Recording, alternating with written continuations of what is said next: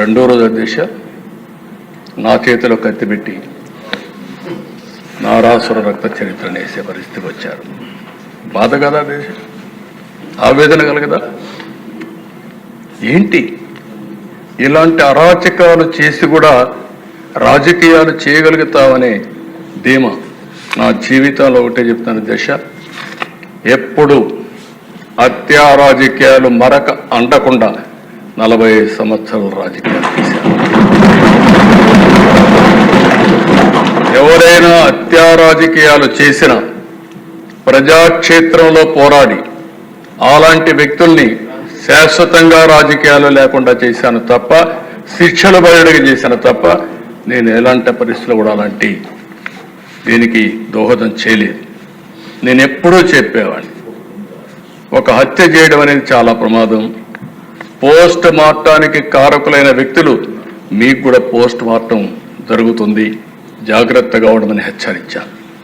ఈరోజు ఈ హౌస్లో కూడా ఎమ్మెల్యేస్కి అందరికీ చెప్తున్నాను, మీ నియోజకవర్గాల్లో లా అండ్ ఆర్డర్ కంట్రోల్ చేయడం మీ బాధ్యత. లా అండ్ ఆర్డర్ని మనం కానీ విస్మరిస్తే ప్రజల్లో అశాంతి వస్తే కరెక్ట్ కాదు. ఇంకొక విషయం కూడా చెప్తున్నాను, రాజకీయ ముసుగులో నేరాలు ఘోరాలు చేసి ఎదురుదాడి చేసి తప్పించుకుంటా ఉంటే ఈ ప్రభుత్వంలో సాగనివ్వనని మరొక్కసారి చాలా స్పష్టంగా విజ్ఞప్తి చేస్తాను. ప్రజలకు మనం లా అండ్ ఆర్డర్ క్రియేట్ చేయాల్సిన, సమస్యలు లేకుండా చేయాల్సిన అవసరం ఉంది. టెక్నాలజీ వచ్చింది, టెక్నాలజీ ఉపయోగించుకుంటాం. కడాన పోలీసులు చూస్తే వాహనాలు కూడా లేని పరిస్థితి, పెట్రోల్ కూడా ఇవ్వలేని పరిస్థితి, ఇలాంటి చాలా జరుగుతున్నాయి. చాలా వరకు కరెక్ట్ చేశాం, ఇంకా కరెక్ట్ చేస్తాం. పోలీస్ యంత్రాంగాన్ని అప్రమత్తం చేస్తాం. అప్రమత్తం చేయడమే కాదు, ఎప్పుడైనా సరే అధ్యక్ష ఒకటే గుర్తుపెట్టుకోండి, ఒక నాయకత్వం కానీ ఒక గవర్నమెంట్ కానీ స్ట్రాంగ్గా ఉందని విత్ డెమాన్స్ట్రేటివ్ ఎఫెక్ట్తో చేయగలిగితే అందరూ లైన్లోకి వస్తారు.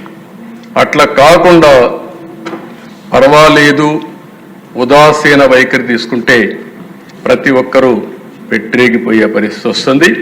అది ఈ ప్రభుత్వంలో సాగనివ్వమని చెప్పి మరొకసారి తెలియజేసుకుంటూ ప్రతి ఒక్కరికి విజ్ఞప్తి చేస్తున్నాం. ఈ రోజు నుంచి కొంతమందిని చూస్తున్నాను దిశ, కొన్ని కేసులు కూడా చూస్తున్నాను. ఎమోషన్లో కొంతమంది ట్రాపుల్లో కూడా పడతా ఉంటారు. కొంతమందికి డబ్బులు ఇస్తామంటే ఎక్కువగా వస్తాయనే ఉద్దేశంతో ఒక విధంగా ఆలోచిస్తే చిట్ ఫండ్ కంపెనీలు వస్తూ ఉంటాయి. అలాంటి వాటిలో డబ్బులు ఎక్కువ పెట్టుబడి పెడతాం, లేకుంటే మీకు ఎక్కువ రిటర్న్స్ ఇస్తామంటే మోసపోయే పరిస్థితి వస్తూ ఉంది. కొంతమంది అమ్మాయిల పట్ల కొంతమంది చాలా దారుణంగా ప్రవర్తిస్తూ ప్రేమ అనే మాట ఒలకబోస్తూ ట్రాప్లో పెట్టి ఈ యొక్క అబ్యూజ్ చేసే పరిస్థితి కూడా వస్తున్నారు. నేను ఈ విషయాలను ఎందుకు చెప్తున్నానంటే ఈ సభ ద్వారా ప్రజల్లో చైతన్యం తీసుకురావాల్సిన బాధ్యత మన మీద ఉంది. అదే సమయంలో ఎవరైనా తప్పు చేస్తే మాత్రం వదిలిపెట్టం, తాట తీస్తామని చెప్పి మరొకసారి ఎందుకంటే నా గట్టిగా కూడా చెప్పాల్సిన అవసరం ఉంది. నేను ఇదే మాదిరిగా ముఖ్యమంత్రిగా ఉంటే అధ్యక్ష 14-15 సంవత్సరంలో